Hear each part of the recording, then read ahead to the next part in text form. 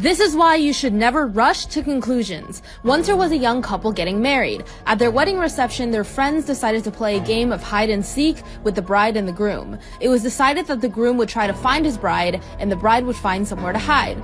But hours passed and the groom had searched everywhere in the venue and couldn't find where she was hiding. He assumed that she must be having second thoughts about getting married. He got mad and stormed off. Weeks went by and he accepted that she must have gone on with her life and didn't want to contact him anymore, so he did the same. A few years later, though, the cleaning lady found something horrifying. She went into the attic of the building where the reception had taken place years ago. There, she found an old trunk. She opened it and found the rotting body of the missing bride.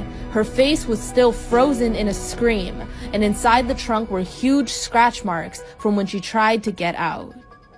This is why you should never take a prank too far. Once there were two young twins who lived in a small town and they were known for constantly misbehaving. One day a man had passed away peacefully in his home and the twins wanted to play a prank on everyone else living in the town, so they snuck into the house and started messing with the man's body. One twin moved his mouth like a puppet and the other one poked his eyes out with a stick. As they were doing this, they heard footsteps. They couldn't find anywhere to hide, so they placed the body back in the coffin, then got in the coffin themselves and closed the lid. But what they didn't know was they were taking the coffin straight to the funeral. The people carrying the coffin noted that it was much heavier than usual but brushed it off. No one even noticed that the twins were gone until the coffin was lowered. The twins' mother appeared at the cemetery about the missing twins, which stopped the funeral and began a search. Eventually, the man carrying the coffin confessed that the coffin had weighed more than it was supposed to, so they lifted it out and opened the lid. They did find the boys there, but they found them lying on top of the body, whose hands were wrapped tightly around each of their necks. The twins had been strangled to death.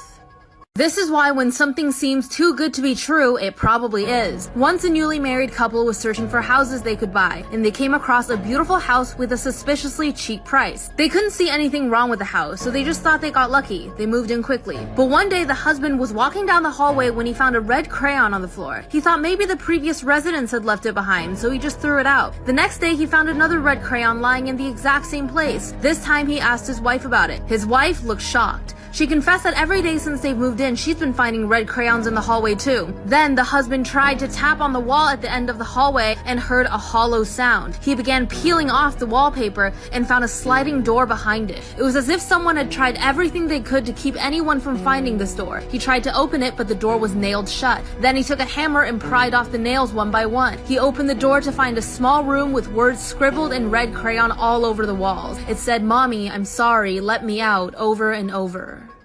This is why you should never talk to strangers in an elevator.